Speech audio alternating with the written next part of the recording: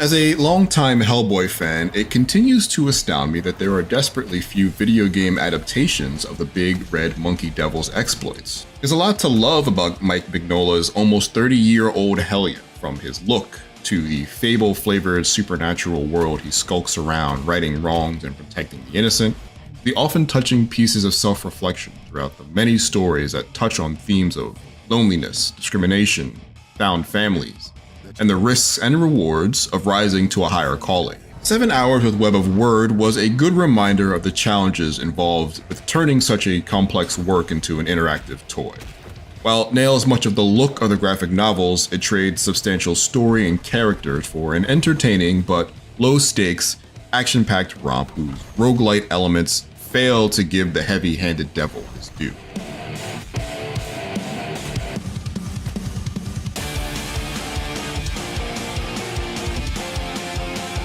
At first glance, Web of Wyrd is gorgeous in the same grumpy way that Hellboy books have been since 1994. Even in 3 dimensions, the signature bold lines, flat shades, and low-detail faces feel authentic to the series. Baroque-style shadows and lighting feel even more effective when you walk through the gloomy halls of your operating base than it does in still frames. And when journeying through the eponymous Wyrd, a parallel dimension built on the memories of old fables and folklore, the European expressionist inspirations from the page feels fully realized on the screen in every twisted branch or gnarled monster's claw. As a reader who has given my own voices to Mignola's classic characters in my head, it took a few runs to really come to like the ones in Web of Wyrd. But every agent, ghost, and goblin helps that old noir meets silly macabre style leap off the pages into a world that may not feel real, but does come across as easily believable. The biggest adjustment period was with Hellboy himself, voiced here by the late great Lance Reddick, doing a take on his signature smooth and precise cadence that has a flavor to Big Red that I'll always associate with him going forward. Sorry, Ron Perlman. As long as there are no balloon animals, lady, we're good. The supporting cast is good, but the absence of signature Hellboy characters like Liz Sherman or Abe Sapien was hard to ignore. Full psychic spikes measured at over 180 BPUs. Italy, Russia, Scotland, and the US. We've managed to contain the effects so far. The plot is a solid caper that would fit well into the pages of a Hellboy comic arc. After setting up shop in the haunted butterfly house, the BPRD work to figure out the secrets hidden inside the Wyrd. While Hellboy punches his way through the ever-changing storybook universe, the rest of the team watches his progress and analyzes the things he learns and brings back for clues. The trademark smart and punchy dialogue from the books is front and center in Web of Wyrd, but sorely missed are the standout moments of reflective prose and meaningful events that make the titular character so multidimensional and endearing. Instead, it trades introspection for action. So even though it tells a somewhat balanced story full of mystery and intrigue, it's not in a way that stands out among the best Hellboy tales. So Hellboy's trying to beat up an old man? He's an asshole. I'm just fine beating up assholes. The Wyrd itself is a mercurial maze divided into 4 levels with differently themed environments, like a Mediterranean kingdom or a shadowy English forest. Disappointingly, this is really only relevant in regards to the kinds of monsters you'll beat up in them, as each world is laid out using the same special rooms and events that reassemble randomly on every new run. But they're appropriately moody and help establish this chaotic land's bizarre tone. Making progress to the end of each world means entering rooms, clobbering every ugly mug in it, and moving on to the next room, connected by longer paths that sometimes house some easy-to-avoid traps. Unlike Hades, your progress isn't directed perpetually forward. Instead, you'll do plenty of backtracking to open doors and rooms you've previously been in after finding the appropriate keys. It's a good start, but the problem is that even as the maps get larger, they don't get more interesting to explore. Discover every new kind of room or buff pretty early in your roughly 7-hour adventure, leaving little new left to see, and besides the seemingly endless amounts of lore pickups randomly scattered around the many maps, there's no motivation to inspect every nook and cranny. Each of the 4 worlds is a multi-leveled labyrinth, but never more than 3 floors.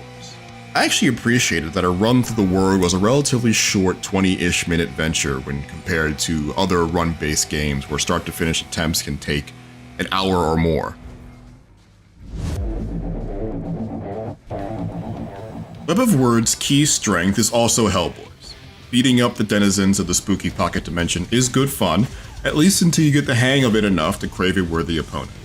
Combat is simple and easy to learn, with competent play requiring you to mix light and heavy attacks to wear down enemies regenerating toughness in order to leave them vulnerable and do permanent damage to their health. Using your charging heavy attack to bounce monsters off of walls and pillars feels great every time, and is a great way to build up their stun gauges to leave them open for big damage.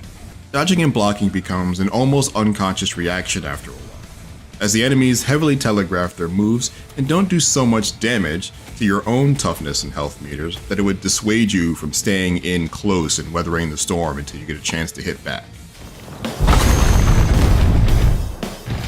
Even mooks, smaller enemies that fill the room and seem designed to distract you to get free shots on you from off screen, provide almost no actual challenge.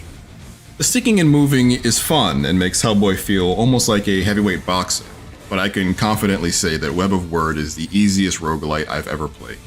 Besides an early death in my first run as I tried to get my bearings, I didn't die again until the very end of the final map.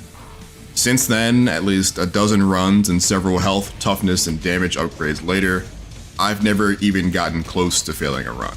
I don't know if this is due to the monsters just not being aggressive enough, or if your tools, like Hellboy's Good Samaritan pistol, or a dagger that bypasses enemy toughness and damages their health directly, are just so powerful that no monsters can keep up. After finishing up the main story, you can modify your post-credit runs to make enemies stronger or to randomize your equipment after every fight, but none of these adjustments force me to change my approach at all. There's some opportunity for depth when you mix your prepared weapon and item loadouts with the handful of buff options you'll come across during a run that you can bind to specific tools.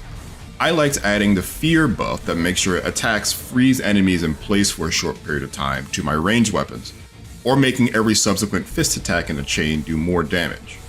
But even monsters with unique special attacks like this little freak can't do enough to stop very basic offensive strategy.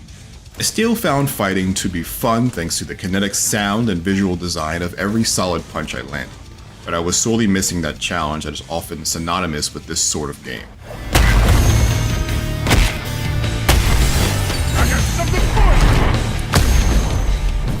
Between trips, you can walk around the butterfly house chatting with your team and spending some of the currency you earn during your runs to upgrade your equipment and stats.